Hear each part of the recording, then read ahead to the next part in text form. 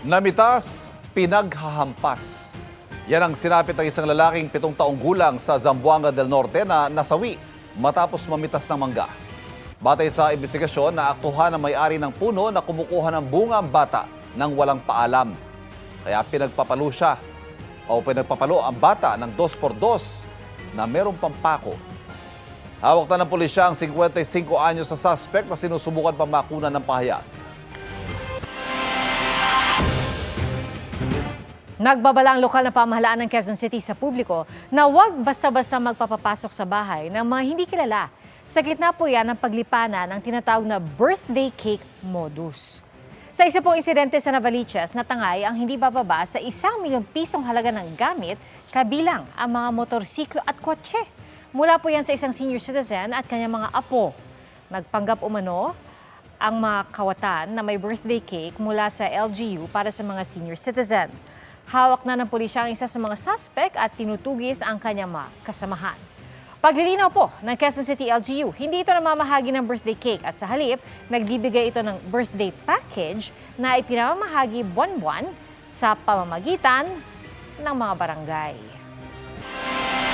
Matapos ang 10 araw na makasaysayang pag-ikot sa buwan at panglikha ng record ng pinakamalayong narating ng tao sa kalawakan, ligtas na pong nakabalik sa daigdig ngayong araw ang 4 na astronaut ng Artemis II. Nakatutok si Bernadette Reyes.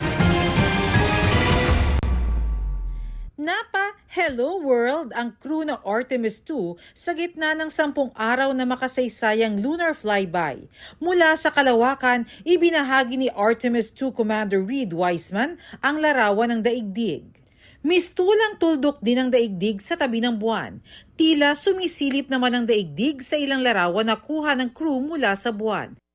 At nang makarating sila malapit sa buwan, kitang-kita ang bawat crater, pati mga katangian ng buwan na hindi tanaw mula sa daigdig.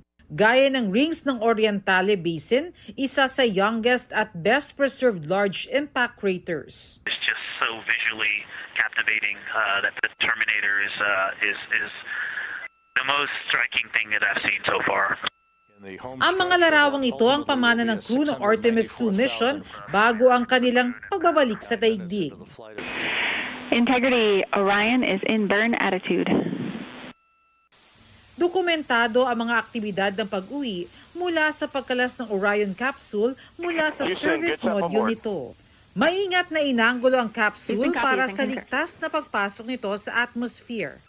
And there go the first series of parachutes, and we're on drogues. Hanggang inilabas na ang drogue parachutes ng capsule para makontrol ang paglapag nito. Main chute deploy. This is a perfect descent for Integrity. Its crew At sa sounding pag-deploy ng main Hale and parachutes Hardy on nito, board. Splashdown confirmed. Integrity's astronauts back on Earth. splashdown sa Pacific Ocean. That splashdown Saka occurring sinundo an ng hour mga and 22 team ng minutes NASA ago. at US Navy ang Orion astronauts. The first crew member is out of Integrity. Ayon sa NASA, pagkatapos ng splashdown, may hanggang 2 oras lang ang recovery team at Artemis II crew para makaalis sa loob ng Orion. Mula roon, isinakay sila sa inflatable raft, isa-isang in-air lift at dinala sa kalapit na Navy transport vessel. Astronaut Commander Reid Wiseman now off the front porch and almost into the second helicopter. Pagkatapos ang splashdown, sumailalim ang 4 na astronaut sa post-mission medical evaluations bago dalhin sa Johnson Space Center ng NASA. Bernadette Reyes, Nakatutok, 24 Oras.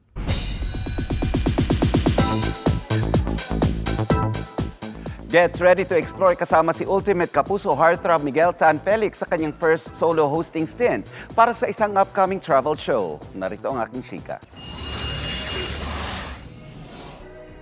From family vacation sa Batanes to going solo sa ibang bansa gaya ng South America, living the life pagdating sa travel si Miguel Tan Felix. At ngayon, ipapakita ni Miguel ang natutunan niya sa iba't ibang paglalakbay sa iyo host niyang travel show na Planet XP. Matagal ko nang hinihiling na magkaroon ng isang travel show. So, dream come true to. Ngayong 27 years old ako, binigyan ako ng travel show. So parang very unexpected din yung timing nung Planet XP. Inspirasyon daw ni Miguel sina Amazing Earth host Ding Dong Dantes at biyahe ni Drew host Drew Arellano. Parang gusto kong ipakita sa audience kung sino ba ako bilang isang adventurer, isang traveler, kasi yun naman talaga yung ginagawa ko. Miguel's mindset is to learn and enjoy every episode. Inaasahang mabubuhay ang interes ng kabataan sa iba't ibang komunidad at ganda ng ating bansa. Kumbaga ako mismo at kasamang buong team, wow, may team na rin ako, parang Jessica So. Kasamang, lumipad ng aming team. Sa amin, di lang lumipad, binangka namin, hinike namin, so very immersive siya. Ako mismo yung pupunta sa mga bawat communities para i-experience kung paano yung kultura nila, ano yung ginagawa nila pang araw-araw, ano yung mga kinakain nila, paano sila mabuhay. Ang programa ay partnership ng GMA Network at National Council for Children's Television bilang grantee ng National Endowment Fund for Children's Television. Mapapanood ang 5-part infotainment show na Planet XP mula May 2 tuwing Sabado, 6:30 p.m. sa GMA.